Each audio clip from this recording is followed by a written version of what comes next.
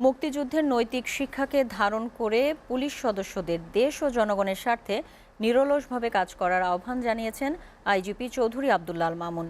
সকালে Rajarbagh police lines মিলনায়তনে সাবেক আইজিবি মুক্তিযোদ্ধা আব্দুল খালেক আর্ট গ্যালারি ও চিত্রকর্ম প্রদর্শনীর উদ্বোধন করে তিনি বলেন, মুক্তিযুদ্ধে পুলিশের বীরত্বগাথা নতুন প্রজন্মের কাছে তুলে ধরতে হবে।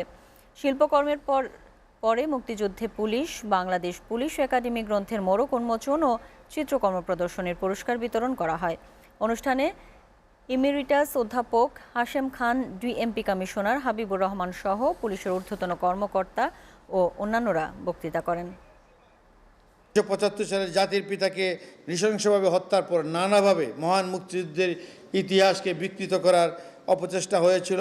বঙ্গবন্ধু কন্যা মাননীয় প্রধানমন্ত্রী শেখ হাসিনার তৎপরতায় মহান মুক্তিযুদ্ধের সঠিক ইতিহাস সংরক্ষণে বিভিন্নমুখী উদ্যোগ গ্রহণ করা হয়েছে।